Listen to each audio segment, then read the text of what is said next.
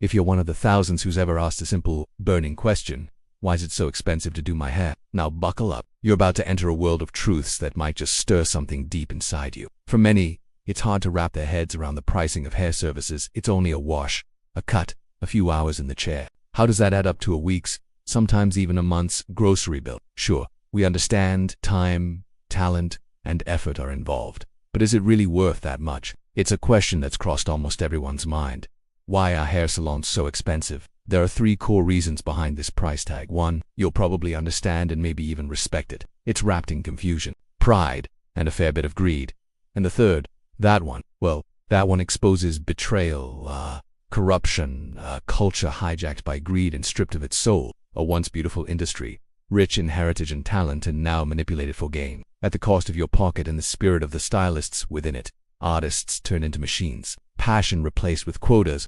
This is what made me, after 26 years of sweat, skill, and soul, finally walk away. From camera flashes to catwalks, from red carpets to salons, I've lived the full spectrum. And yes, I earned recognition, awards, and praise. But none of it dulled the pain of watching an industry I loved burn itself from the inside out. When I reached the edge of a mental breakdown, I realized it was either my peace or this profession. I'm Jacob, and today I'm going to answer the very question you've been asking. Why does it cost so much to get your hair done? But before we get to the real reason behind that final Jadropen bill, we need to peel back 3 distinct layers with 3 truths that build on each other. And this, my friend, is just layer 1.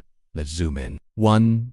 Industry cost. A close look into layer 1. This is the one people rarely argue with, the only layer that's truly justified. Running a salon isn't just about scissors and shampoo. It's about staff, salaries and benefits, rent in prime locations, product and equipment costs, training and certifications, marketing and advertising, utilities and client comforts. Behind the glitz of the salon chair is a multi-industry battling insane overheads just to stay afloat. Let me show you just how real it gets. High rentals location is everything, but with visibility comes a price. Think $50,000 to $100,000 a month in rent for a Johannesburg salon. If you're paying $80,000 a month, you need to bring in $100,000 just to break even. That rent has to be factored into your cut, literally. Import cost. Your favorite high-end shampoos, the sleek dye kits, they're likely imported and taxed heavily. Add 30 to 50% in shipping, customs, and handling. That markup is passed on to you. Government taxes. South Africa's VAT alone is 15%. That's before income taxes and levies. Your stylist isn't pocketing all of your payment.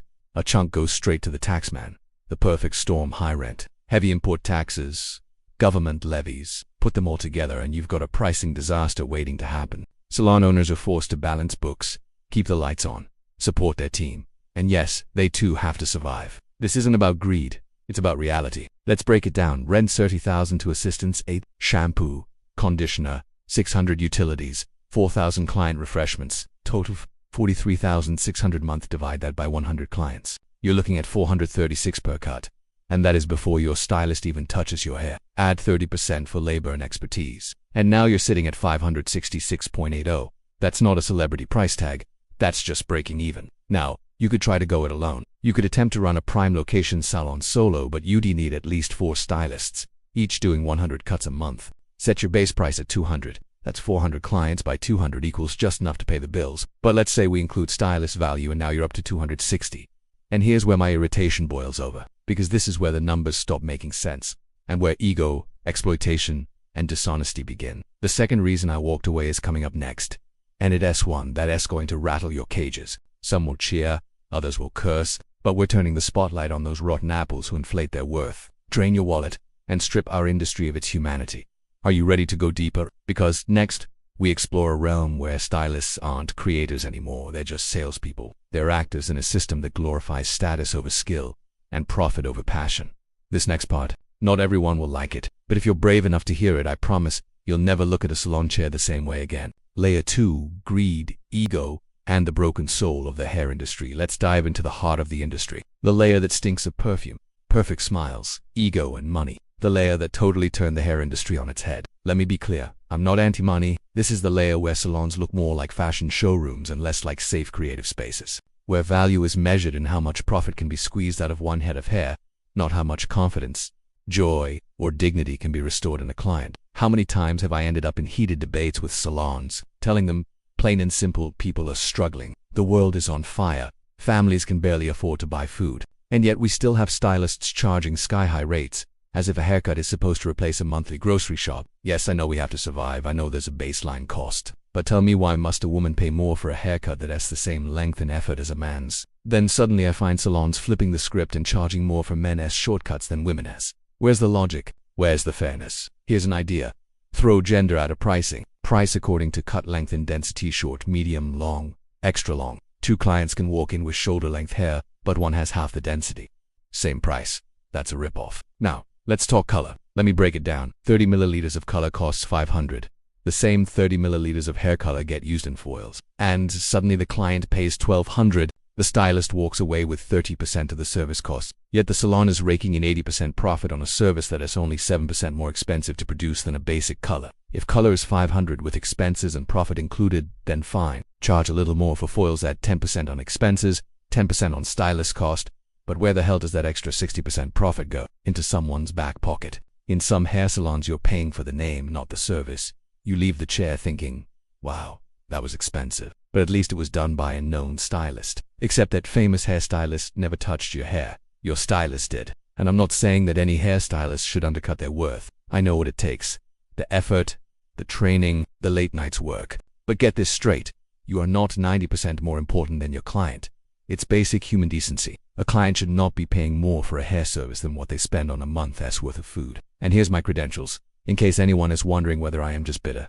I've taken world titles more than once. I've been Community Choice Stylist of the Year. I trained with Tony and Gut, worked backstage on productions and catwalks that would blow most people's minds, did world tours, and educated under major hair brands. Suffer I did not. I had status, I had success, and I still have it until today. But I walked away from the salon front, because I could not rob a human any longer for a service.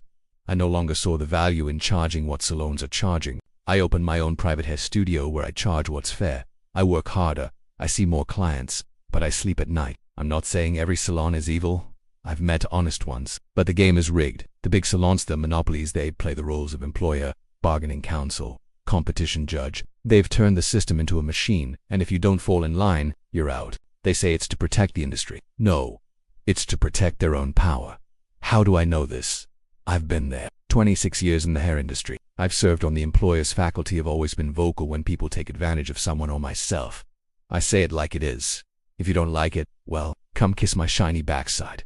Right is right, wrong is wrong. I do hair not to buy a Porsche, but to make people feel like they're worth something. I'm a stylist, not a thief, not a slave to a broken system. I do have a short message to the bunch I call the system. Maybe it's time to think about your clients and understand that even the upper-class community is taking a knock financially. So instead of inflating the price to keep up, work a bit harder and make your goal service and not gain. And by rights, they pay your bills.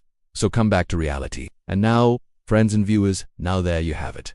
The second reason for your inflated hair costs don't go away. Because layer 3 is coming. This is the ones that puts the nail in coffin, and also the one who's suffocating us all. The dictators, the abusers, and the ones who put these money-hungry stylists on their pedestals. The ones who've erased art, passion, and beauty and replaced it with a factory line of burnout, fear, and submission. We know what happens when you don't play the game.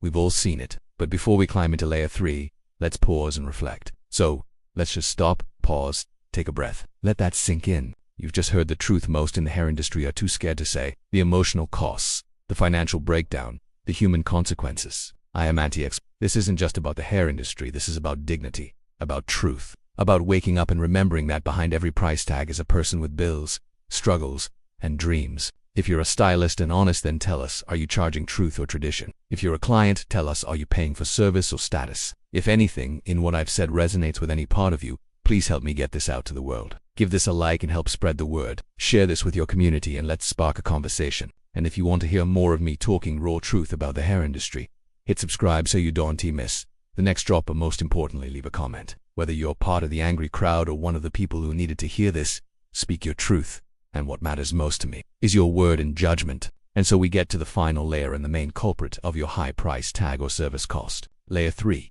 the systemic control. The final layer. They won't like this part. The people who control this industry, not from behind the chair, but from boardrooms, brand headquarters, franchising empires, and glossy education panels.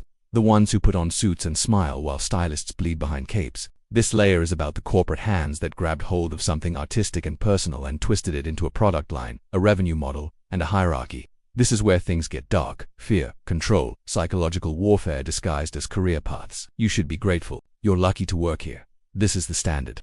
We own your book. Don't forget who built you. You'll never survive without us. Not to burst any bubble, but a hairstylist needs 3 things: hands, tools, and a client. Never forget that a hairstylist doesn't need a dictator to survive. Those phrases, they're the invisible chains. That is how they trap you. Not with actual skill, but with fear-based loyalty. They don't train you, they program you. Here's how corporates inflated the industry even more. Let's not sugarcoat it, but the corporates didn't just walk into the hair industry. They marched in with spreadsheets, not scissors. They looked at stylists as numbers, not artists. Clients as walking wallets, not people. These people didn't know a round brush from a roundhouse kick, but they knew how to build tiered packages, experiential pricing, and rent out your soul by the hour. They sold you salon memberships, loyalty points, add-ons for every shampoo. Then they had the audacity to say, hair is a luxury, so we price it like one. But it's not luxury when the person doing it is exhausted, overworked, and barely earning their worth. It's exploitation in packaging that looks like prestige. And who helped them do it? The ego freaks from layer 2, the ones who wanted fame more than ethics. You see, they inflated hair pricing not to pay the stylist more, but to siphon more profit upward. A haircut that should cost $300 now sits at $1,200 because 3 layers of management and marketing teams need a cut too.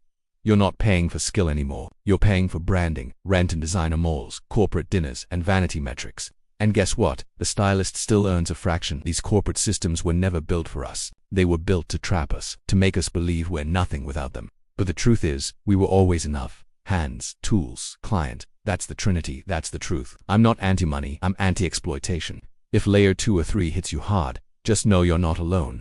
If this resonates with any part of you, then please help me get this to everyone in the world. Give it a like to help spread the word.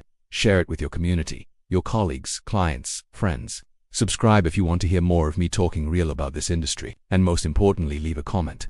Even if you're part of the angry group or the ones who needed to hear the truth. At the end of the day, I'm doing this for the people. And what matters most to me is your word and your judgment. This isn't just a story. This is a wake-up call. Thank you for sticking through all 3 layers. I told you, this wasn't going to be pretty, but it's real. And it's time we take back the power. Seek reliable, honest hair professional that will worry about your hair, not your wallet.